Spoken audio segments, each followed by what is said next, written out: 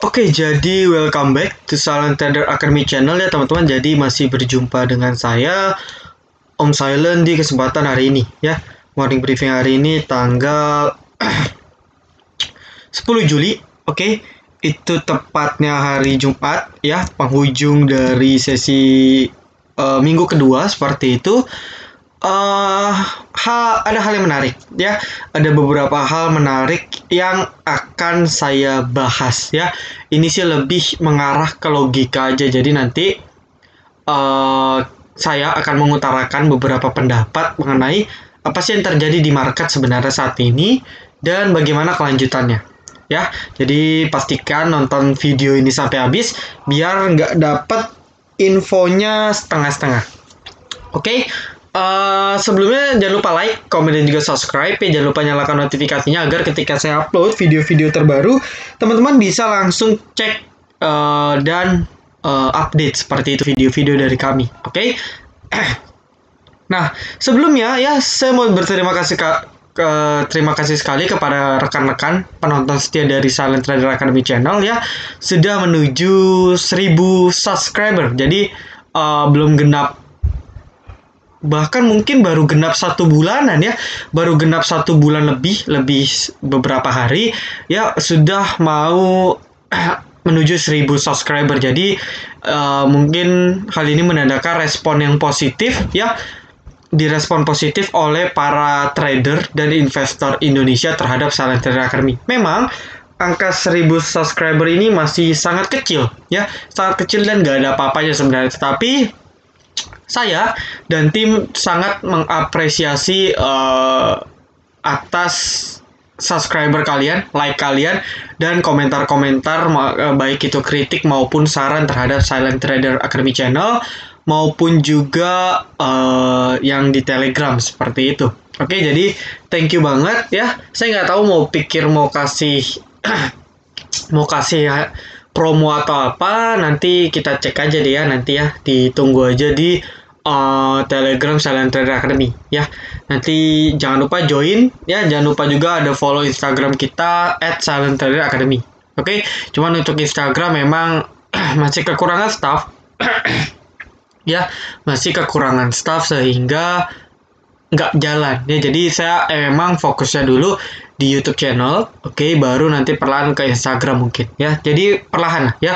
Bahkan Silent Trader Academy-nya aja belum genap 1 tahun ya, bahkan baru genap setengah tahun ya, baru setengah tahun lewat dikit, dan sudah saya lihat perkembangannya sudah cukup bagus lah. Hal ini menandakan Silent Trader Academy bukan grup kaleng-kaleng, bukan cuman grup diskusi yang biasa saja, tapi memang sesuatu yang wow yang dapat dipercaya oleh para trader maupun investor seperti itu. Oke, sudah cukup puji-pujinya. Nah, kita langsung mulai ya. Oke, jadi yang pertama, market akhirnya koreksi ya. Akhirnya koreksi, dan koreksinya ya lumayan lah ya. Volumenya juga meningkat, dalam arti sudah apa ya istilahnya, akhirnya market merah juga gitu. Jadi kalau teman-teman perhatikan di morning briefing sebelumnya, saya sudah bilang nih ya, di 3 hari ini saya sudah bilang harusnya nih koreksi ya, harusnya nih koreksi, tetapi entah kenapa perdagangan kemarin lusa hari Rabu ya, market naiknya hampir 2% bahkan ya. Banking berterbangan, properti jalan, construction jalan ya. Saya juga bingung sebenarnya ya, tetapi ya oke lah ya. Jadi memang mungkin keinginan market seperti itu ya sudah, tetapi ada hal yang menarik yang ingin saya bahas ya. Ini sih lebih ke logika aja. Kalau kita pikir ya, oh enggak deh, kita bahas itu di belakang. Kita bahas dari teknikal dulu ya. Kita bahas dari teknikal dulu. Nah, akhirnya muncul candles yang sama ya. Shooting star ya. Ini baru shooting star sebenarnya ya, karena candle merah.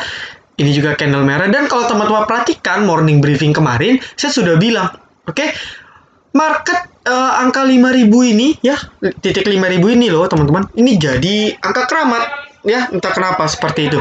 Oke.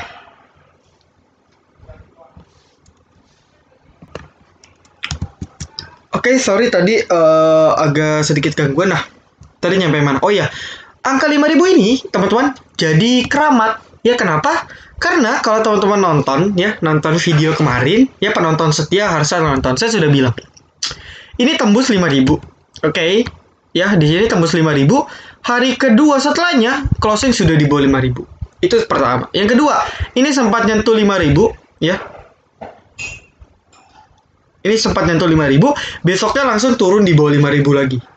Dan sekarang, oke, ini kemarin perdagangan Rabu kemarin itu sudah break 5.000, close di atas 5.000. Ya, kita lihat.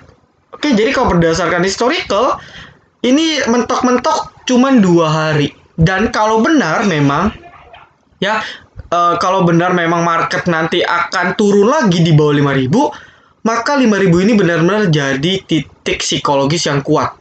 Ya, selagi dia bisa bertahan di atas 5.000, saya sih biasanya pakai 5 candle, 5-6 candle lah maksimal. Jadi, kalau seandainya market correction, ya, mungkin hari ini koreksi lagi, terus, kan ini hari Jumat ya, Senin, ya, minggu depan, Senin, Selasa, Rabu, sampai nanti pokoknya 5 hari dari hari ini, mulai hari ini, market masih tertahan di angka 5.000, ya, itu harusnya good signal. Oke, sinyal yang bagus. Kenapa? Karena dia sudah bisa bertahan di di support psikologisnya di 5.000. Ya. Nah, tetapi kalau dia nggak kuat dalam arti misalnya hari ini langsung close-nya di bawah 5.000, oke, atau misalnya nanti Senin di bawah 5.000, maka nanti market ya mulai turun lagi. Turunnya kemana? Ya dia nanti sekitar di 4.900 sampai 4.800 ya. Dia mulai akan ke area ini lagi. Seperti itu. Ya. Mungkin teman-teman bertanya, menurut Om Silent apa ya? Kemungkinan mana yang mungkin terjadi? Ya, apakah bisa bertahan atau tidak? Ya. Jujur, kalau saya itu menargetkannya harusnya turun. Kenapa? Ya karena memang gak ada apa-apa. Ya, coba saya tanya, ada something apa gak sih yang membuat wajar kalau ISG naik cukup banyak dalam seminggu belakangan? Ya, kalau ada bisa chat di kolom komentar. Paling mungkin teman-teman jawab, ada strategi pemulihan ekonomi. Ya, ada sharing apa ya, saya lupa namanya, sharing apa antara BI dan Kemenq seperti itu ya, untuk stimulus ekonomi. Oke, itu mungkin menjadi sentimen positif ya untuk meningkatkan kecepatan market ataupun kecepatan ekonomi suatu negara ya, jadi recovery-nya lebih cepat. Terus juga mungkin teman-teman nanti menjawab, Om, Indonesia kan naik kelas nih ya, itu bisa jadi sentimen positif. Bisa, tapi kalau diperhatikan itu kan based on kuartal ya. Saya lupa itu based on kuartal 1 atau di 2019 gitu. Ya, kalau di 2019 ya jelas masih oke-oke, tetapi kan 2020 ini special case ya. Bisa saja tahun depan turun kasta lagi ya, turun kelas lagi seperti itu. Jadi kita harus lebih melihat data-data real lah, data-data statistik yang benar-benar menunjukkan perekonomian kita. Nah, sampai detik ini belum ada data-data yang keluar. Ya, belum ada data-data seperti GDP growth, terus juga trade off balance dan sebagainya, itu banyak belum keluar. Ya, meskipun kemarin ada sempat keluar saya lupa ya itu namanya. Indeks penjualan atau apa gitu ya. Itu turun juga ya, turun sekitar 26%-an gitu. Ya, yang menandakan bahwa minat daya beli masyarakat itu masih turun. Nah, pertanyaannya, kok IHSG naik? Nah, kan gitu. Jadi, wajar kalau saya bilang bahwa ya kalau memang market akan turun di bawah 5.000 lagi, ya karena memang sudah semestinya. Seperti itu. Ya. Nah, sekarang kita mulai, sebelum itu, maka jangan heran kalau market hari ini koreksi. Wajarnya koreksi, tetapi kalau nanti tiba-tiba market naik lagi ya, saya belum cek saham-saham banking sini chartnya gimana. Ini Pegas juga ikut ngedrop, BBNI juga, BBRI juga ya, shooting star semua ini. Saya nggak tahu BBCA. Nah, BBCA pun tumbang juga akhirnya. Ya, yang selama ini masih naik, terus akhirnya tumbang. Oke, tandanya apa?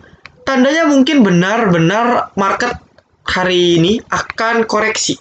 Ya, market hari Jumat sangat mungkin akan koreksi dengan catatan Shanghai nggak tiba-tiba meledak. Ya, nggak tiba-tiba meledak kayak kemarin kan. Ini kenaikan ini didukung karena Shanghai aja ya. Bursa Shanghai naik naik sampai 5% seperti itu. Kalau bursa Shanghai nggak naik yang signifikan, saya rasa nggak akan terjadi. Oke. Nah, berikutnya mungkin turun ya, sangat potensial turun. Oke.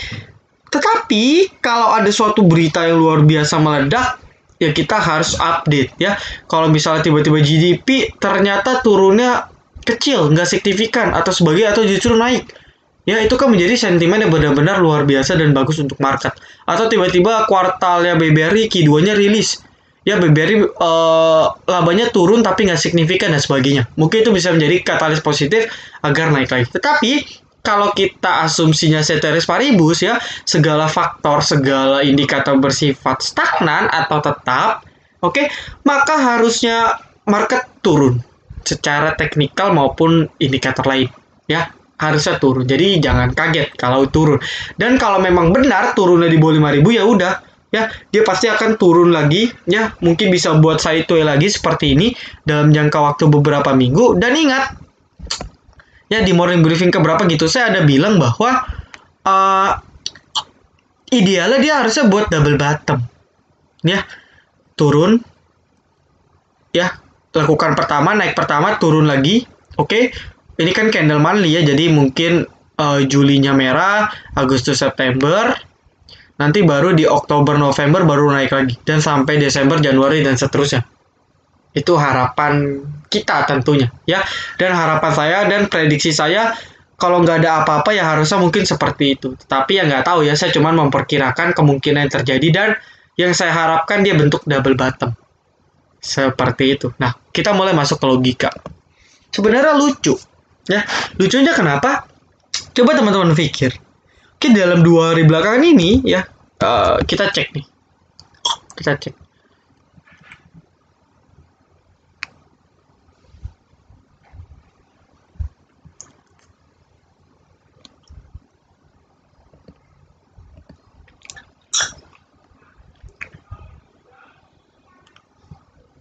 Oke, dalam seminggu terakhir ya, asing itu hanya buang sebesar 180 miliar.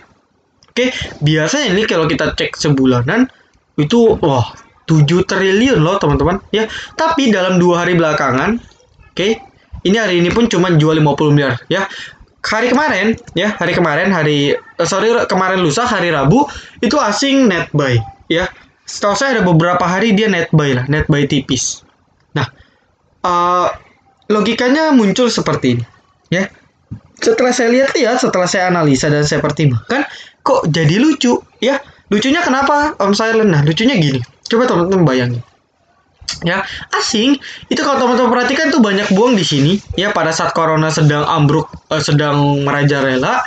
Ini kan asing drop banyak nih ya. Buat teman-teman pengguna sistem ataupun charting yang ada foreign flow kan kelihatan jelas ya, buang di sini banyak. Terus berikutnya banyak buang di sini. Ya, setuju ya, asing banyak buang di sini. Yang katanya waktu itu yang sempat viral kalau teman-teman lihat, banyak YouTuber saham seperti itu yang bilang bahwa jangan beli BBRI, BBRI dibenci asing, BBRI jualan terus asing, jangan beli BBRI pokoknya dan sebagainya. Jadi menjelek-jelekan BBRI karena apa? Karena asing buang terus. Ya, di sini nih asing benar-benar gila-gilaan jual BBRI-nya. Oke, sampai pada akhirnya ketika market rebound banyak, baru deh ya video-videonya ya, saya ada lihat beberapa YouTube channel saham. Oke, saya perhatikan, oh dia berani nih ngomongnya, judulnya jelas, jangan beli BBRI ya, asing benci BBRI dan sebagainya. Nah, ketika dia naik, baru deh videonya dihapus ya.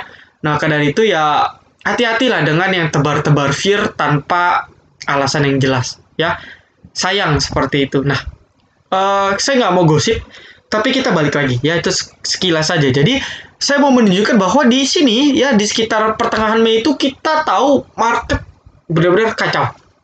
Setuju ya? Market bener-bener amburadul lagi ya. Jadi setelah ini amburadul, nah disinilah market mulai benar-benar kacau. Ya selama 4 hari berturut-turut ini market gila-gilaan lah pokoknya. Oke, asing buang banyak. Teman-teman nanti bisa cek. Nah logikanya ya, asing ini kan orang yang kita puja. Setuju ya? Asing ini orang yang kita puja, asing ini orang yang kita dewakan, asing ini orang yang kita banggakan seperti itu. Jadi kalau ada apa-apa bilang, wah asing beli nih, kita ngikut. Ya. Wah asing jual nih, kita ikut jual. Ya, wah asing beli banyak nih, kita ikut beli karena asumsi bakal dinaikin. Ya, dari situ sudah kelihatan bahwa mindset kita investor lokal sangat meyakini asing ini sebagai dewa kita dalam saham. Setuju ya? Jadi kalau ibaratnya ya, kalau ibaratnya suatu kepercayaan, asing ini udah kayak sang pencipta seperti itu. Beliau yang bisa menggerakkan, menurunkan, menaikkan sesuka hati mereka. Setuju ya? Itu yang kita pikirkan sebagai investor lokal. Oke? Dan saya sendiri pun nggak bisa mengelak statement itu ya. Saya juga percaya bahwa market kita itu 70%, 80% digerakkan oleh asing dan bandar lokal. Tanpa ada mereka, ya market saya itu aja tiap hari. Ya, karena investor retail kan gitu, satu beli satu jual, satu beli satu jual, satu beli satu jual. Ya harganya stagnan. Nah, karena ada asing dan bandar inilah, oke teman-teman, baru harganya fluktuatif. Jadi kita enak untuk trading. Tapi kalau nggak ada mereka, udah stagnan. Ya, maka dari itu nggak salah kalau ya saya sendiri pun meyakini bahwa asing sendiri menjadi faktor penentu dari market. Itu nggak salah dan nggak bisa dipungkiri. Oke? Nah, kalau sampai sini teman-teman sepakat dan setuju, ya, kalau sampai sini teman-teman sepakat dan setuju, logikanya dia jual barang di sini, ya. Ketika BBRI itu di bawah 2.500, ketika BBNI di bawah 4.000, di sekitar bahkan sempat ke 3.000, ketika BMRI itu sempat ke 4.000-an, ya BBC nggak tahu sih, coba kita cek BBC ya. Ya pokoknya ketika BBRI, BBNI dan BBRI itu drop habis, ya dia jual murah. Oke, ingat ya, jual di sini adalah ketika dia jual murah nih. Nah, logikanya, loh kok sekarang katanya asing beli? Ya, ini kan asing beli nih. Ya meskipun belinya dikit ya. Ya tetap nggak sepadan, tapi kan setidaknya dia ada melakukan pembelian. Nah, kalau teman-teman percaya market akan naik lagi, ya, jadi saya ada lihat beberapa komunitas ya yang meyakini bahwa market sudah break nih. Oke, pertama dia break trend line, ya, yang nggak salah secara teknikal yes, tapi kalau untuk market ya kita nggak bisa pure percaya teknikal lah, ya karena market kan banyak sentimen. Jadi ya nggak salah kalau memang dibilang market ini break trend line misalnya. Wah benar ya, naik terus nih sampai sekarang. Oke, nggak salah ya, itu hal yang nggak salah. Nah, tetapi teman-teman, logikanya gini, kita balik lagi. Asing jual murah, ya, tapi kok dia beli mahal, ya. Kalau memang benar asing ini orang yang kita dewakan, asing ini orang yang kita banggakan, asing ini orang yang kita ikuti sebagai mentor trading kita, ya, kenapa kok dia jadi bodoh, gitu, ya? Bodohnya kenapa, Om? Ya, bodohnya dalam artian seperti ini ya. Ini bukan artian kasar, tapi kalau memang dia pintar, kalau memang dia adalah sang dewa, ya, kenapa dia jual murah beli mahal? Setuju ya? Siapapun nggak mau beli mahal jual murah. Tentu dia mau beli murah jual mahal, ya. Dimanapun hukumnya seperti itu. Setuju? Oke. Nah pertanyaannya, dia sekarang jual mahal di sini. Dia jual murah di sini. Jualnya cukup banyak. Dan ketika harganya naik, ya, meskipun memang kalau kita total asing masih buang, ya, tetapi dalam beberapa hari terakhir kan asing mulai beli nih, ya. Sebagian investor mulai percaya, ya, jadi banyak yang bilang, wah asing sudah masuk, saatnya market naik. Optimisme muncul. Setuju. Ya, jadi beberapa grup sudah mencanangkan bahwa, wah ini break trend lah, ini sudah saatnya uptrend dan sebagainya.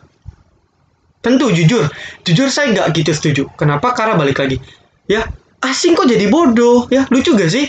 dia jual murah, ya dia jual murah di sini, kok dia belinya mahal gitu. Ya, ketika BBRI di atas 3.000, ketika BBNI sudah mau ke 5.000, ketika BBCA sudah 30.000, ketika BMRI sudah 5.000 lebih, kok dia baru beli gitu. Ya, kenapa lu nggak belinya dari sini? Ya, memang asing ada beli nih. Ya, di sini asing ada beli, nggak salah. Di sini asing ada beli juga ya. Di sini asing ada beli. Oke. Ya, tetapi tetap masih kurang logis ya. Lucu, dia jual murah, ibaratnya cut loss jadinya. Dia jual di sini ya. Terus dia mulai beli dikit, meskipun kalau kita total ya tetap jual seperti itu. Dan di sini dia mulai beli dikit lagi, terutama di BBRI ya. Untuk kasus BBNI dan BMRI, setahu saya asing masih jualan ya. Asing masih jualan seperti itu, jadi masih jual. Nah, tapi untuk kasus BBRI ya, asingnya itu beli. Oke, logikanya, loh, kok asingnya harga tinggi masih dihajar? Oke, itu kan aneh. Dia jual murah, ya, terus dia beli lagi, seperti itu. Oke, itu kan menjadi hal yang lucu. Jadi saya pikir, kok lucu ya? Nah, tandanya apa? Ya, tandanya bahwa seperti ini, ya. Saya selalu, selalu berpikiran bahwa, sebelumnya mohon maaf teman-teman kalau ada suara noise, ya. Banyak anak kecil, jadi saya juga sulit nih ngontrol ya. Di rumah saya masih banyak anak kecil ya. Ada ya anak kecil, keponakan, anak sendiri dan sebagainya. Jadi ya wajar lah kalau agak berisik. Jadi mohon maaf kalau ada noise di background saya seperti itu. Oke, kita balik lagi. Tadi nyampe mana ya? Saya lupa nih. Oke, tadi balik ke optimisme. Oke, sekarang optimisme kita udah muncul nih ya. Sebagian investor sudah berpikir, oh, apa sudah waktunya naik ya? Nah, kan jadi karena ada beberapa grup Telegram yang bilang juga market sudah potensi naik dan sebagainya, tentu optimisme muncul. Ingat, ya, market itu selalu berjalan berkebalikan dengan keinginan pasar. Ya, setuju ya. Jadi ketika market optimis, nanti tiba-tiba market turun. Ketika investor optimis, nanti tiba-tiba market turun. Ketika market sedang depresi-depresinya, kan ini masa depresi nih. Ya, waduh depresi nih, terus juga ada yang tebar fear, wah jangan beli asing, BBRI ke 1.500, BBRI ke bawah 2.000 dan sebagainya. Depresi, cut loss. Ya, ketika cut loss, ya jadi banyak, saya ada baca ya, beberapa grup, mereka ngadain survei seperti itu, dan banyak yang bilang, market masih bisa turun lagi dan sebagainya. Alhasil, oh ternyata dalam 2 minggu market langsung naik luar biasa. Artinya apa? Artinya, segala keinginan itu terbalik. Misal, mayoritas kita sekarang udah optimisme market naik. Ya, maka dari itu jawabannya, ya, teman-teman udah tahu jawabannya adalah market akan turun. Kenapa? Karena sepengalaman saya, seanalisa saya, selalu market bergerak sesuai dengan keterbalikan dari keinginan investor. Kalau investor sudah optimis, nanti market bergerak turun. Ketika nanti investor sudah mulai depresi, ya, nanti market baru naik. Hal seperti itu terus berulang. Oke. Nah, logika berikutnya ialah tadi kan teman-teman sudah paham ya. Jadi agak nggak mungkin gitu ya. Asing kalau mau beli itu beli jor-joran dari sini beli banyak. Tetapi kalau kita total asing masih jualan, sebenarnya dia cuma beli dikit aja di sini. Ya, kecuali ya dia jual di sini. Oke, misalnya dia jual banyak di sini, terus dia beli di sini. Itu baru masuk akal ya. Baru bisa lanjut naik. Tetapi kan nih jual di sini, baru beli di sini. Logikanya nih udah cut loss nih. Logikanya udah rugi. Dia jual di sini, dia beli di sini. Ya, rugi gak? Rugi pasti. Meskipun kita nggak bisa ngomong, kan ada yang bilang, asing kan udah megang dari 10 tahun yang lalu om dan sebagainya. Ya, nggak salah. Tetapi kan tetap aja, kalau dia konsep beli mahal jual murah kan tetap rugi. Nah, logikanya apakah asing mau seperti itu? Tentu tidak. Maka dari itu, saya ada menyimpulkan bahwa sekarang ini market itu sedang di markup. Oke, market ini sedang di markup. Kenapa? Ya, karena seperti definisinya kalau teman-teman tahu dalam ilmu foreign flow ataupun bandarmologi, ya markup itu adalah ketika harganya dinaikkan, ya dalam kasus ini indeks berarti ya, harga dinaikkan, oke? Asing atau bandar beli dikit untuk ngedorong seperti itu, dia nge-push biar harganya naik ya. Ketika harganya nanti sudah mulai naik, optimisme sudah tumbuh, demand naik ya, guyur deh Ya, itu kan teori markup. Ya, jadi ada namanya teori markup distribution. Diangkat dulu nih. Yuk, market udah mau naik nih. Wah, optimisme. Wah, udah mulai deh ya. Top up dana, dan sebagainya seperti itu. Optimisme muncul. Demand naik. Ya, ibaratnya demand naik, bid tebel. Ya, kita logikanya pakai bid over. Bidnya tebel, ya. Kalau saya jadi bandar, kalau saya jadi asing, enak gak buang barangnya? Enak dong ya. Bandar asing kan punya barang tuh banyak tuh. Ya. Kalau bidnya tipis, kalau demand-nya sedikit, pasti agak sulit kalau buang barang banyak. Kenapa? Ya karena kan sekali guyur habis. ISG bisa trading halt lagi nanti 5%. Maka dari itu mungkin ya optimisme dinaikkan sekarang ya. Indikasinya dari saya lihat asing beli dikit ya, belinya dikit, nggak banyak, belinya dikit seperti itu ya. Asing beli dikit. Oke, dan ya selain beli dikit, benar-benar IISG ini ditahan banget ya. IISG ini benar-benar ditahan banget biar gak turun dari kemarin ya. Habis itu diangkat, optimisme mulai tumbuh nih ya. Wah, market gak turun-turun nih, malah naik terus ya, break trendline nih, break pennant nih ya. Ada target nutup gap di sini misalnya seperti itu kan, optimisme muncul. Nah, mungkin ya ini sudah merupakan strategi dari bandar ya. Dan ketika sudah optimisme, ya tadi saya bilang pertama berkebalikan. Kalau kita optimisme, market naik, nyatanya nanti market turun. Oke, market turun, ya asing bisa jualan lebih banyak lagi, ya lebih banyak lagi, dan bisa beli lagi nanti di bawah. Masuk akal nggak? Coba teman-teman pikir. Saya rasa ini lebih masuk akal. Kenapa? Karena data Q2 ini belum rilis, ya. Jadi kita belum bisa ngomong apa-apa nih. Saya pun juga masih belum bisa banyak ngomong sebenarnya. Ya, kecuali kondisi sekarang market sudah naik, ya, GDP naik, neraca dagang surplus atau defisitnya kecil, ya. Perbankan kredit macetnya rendah. Oke. Laba naik dan sebagainya, ya. Terus juga rata-rata emiten blue chip kinerjanya nggak buruk di Q2.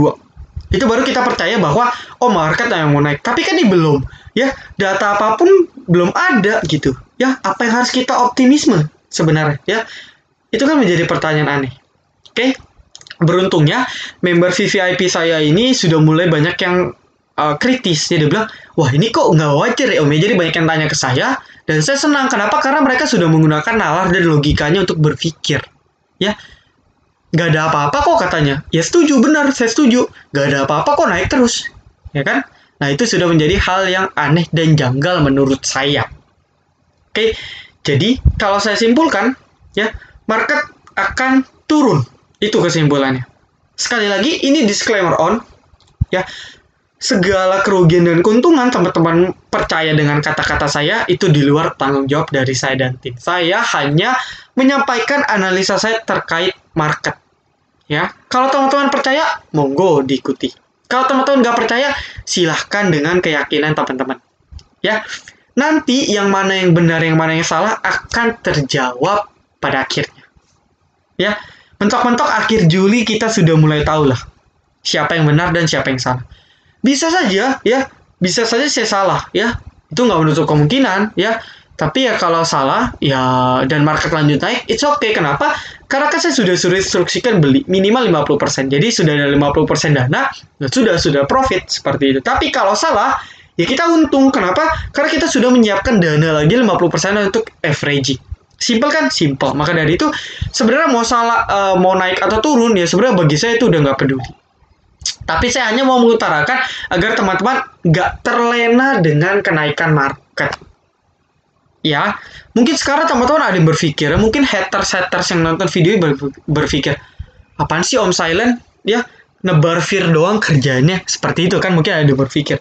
Ya memang, mungkin sekilas saya ngomong seperti ini lebih ke arah nebar fear. Ya, jadi saya seakan-akan sudah optimis, saya buat pesimis lagi. Kan seperti itu ya. Kalau teman-teman dengar kan mungkin juga seperti itu. Tetapi, coba teman-teman bayangin. Lebih pilih mana? Ya, orang yang ngasih janji-janji manis, yang kasih optimisme manis tanpa ada dasar yang jelas, ya, atau seseorang yang mencoba mengingatkan kita untuk lebih berhati-hati, ya, karena memang banyak data-data atau fakta-fakta yang belum terjadi, ya. Coba teman-teman pilih. Teman-teman mau yang cuma janji manis, dibuat optimis, tapi datanya belum ada, atau seseorang yang mengingatkan teman-teman, ya, bukan menakutkan, yang lebih mengingatkan teman-teman, ya, coba mereminder, coba memberikan warning seperti itu, agar teman-teman lebih berhati-hati dalam decision making, ya, lebih diperhatikan lagi dalam decision making, terutama untuk investasi.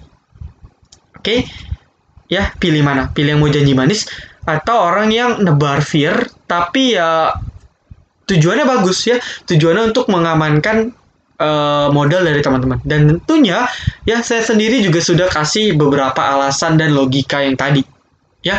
Dan saya harap teman-teman coba renungin, coba bayangin, coba analisa sendiri. Saya yakin di sini yang nonton semua logikanya udah jalan, ya.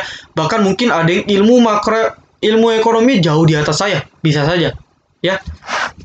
Maka dari itu, ini kenapa ini?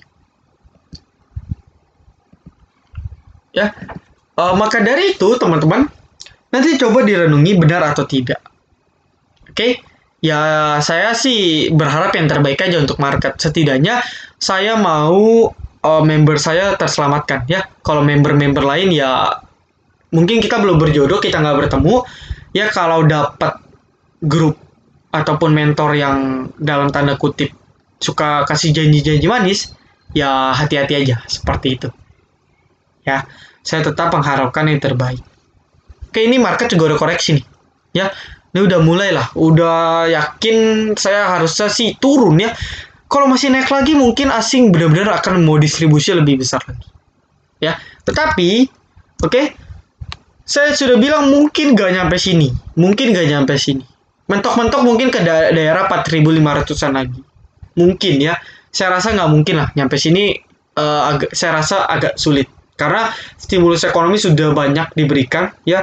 Setidaknya market sudah dicegah seperti itu. Kita juga punya pejabat-pejabat pemerintah yang capable di bidangnya, ya. Kemudian juga ada Bu Sri Mulyani, dan saya pun pribadi percaya bahwa Ibu Sri Mulyani tahulah apa yang harus dilakukan terhadap perekonomian kita, seperti itu, ya. Tentu kita percaya dan yakin bahwa Bu Sri Mulyani bisa setidaknya memperbaiki atau meminimalisir, setidaknya dapat memperbaiki keadaan ekonomi kita yang sedang kurang oke, seperti itu, ya. Jadi mungkin itu dulu saja, cukup panjang hari ini, tapi semoga dari video ini teman-teman mindsetnya kebuka, ya. Mindsetnya lebih kebuka bahwa hati-hati, ya. Saya cuma mau bilang kesimpulan akhirnya hati-hati. Saya nggak mau nebar fear, tapi hati-hati, ya. Cukup kata itu aja, hati-hati. Jangan nanti kalau udah pakai dana margin, kalau udah pakai dana full, amit-amit beneran drop, nyangkut, baru tanya ke saya. Saya pun juga bingung, ya. Saya pun juga bingung jawabnya gimana, karena saya sudah selalu warning. Beli saham buat invest, boleh. Saya nggak pernah larang, ya. Saya bilang cicil sampai 50%, stop. Ya, 50% lagi buat trading, it's okay. Tapi stop untuk invest. Ya, ini saya udah ngingetin sampai bosen, ya. Ya, saya ngingetin seperti ini ya gunanya buat teman-teman juga, ya. Saya tipenya maunya kita semua cuan deh, ya. Tentu ya saya nggak ngajarin ilmu-ilmu jurus ara seperti itu, ya. Kalau teman-teman nyari yang mentor yang mau ngajarin untung cepat dan banyak seperti itu, bukan saya. Tinggalin saya dan Silent Trader Academy. Tapi kalau teman-teman mau cari grup, ya, grup komunitas diskusi yang mengajarkan tentang dasar-dasar yang baik, ya, tentang mindset-mindset yang baik, ya, teman-teman bisa percayakan Silent Trader Academy. Oke, jadi buat member lama, ya, member lama saya mungkin sudah kenal lah dengan gaya trading saya, ya, sudah aman lah seperti itu.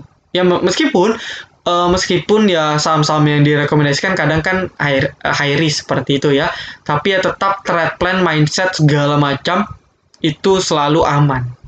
Ya, selalu menyelamatkan terutama buat member-member baru yang baru terjun di pasar saham. Seperti itu. Oke, jadi mungkin sekian dulu ya, nanti coba ditonton berulang videonya.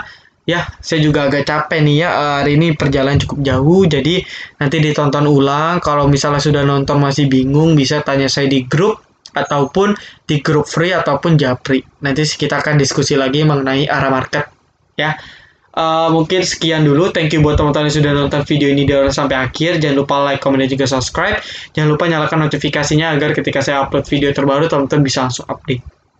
Okay, see you in the next video, teman-teman. Silent Trader Academy, be silent, be cuan.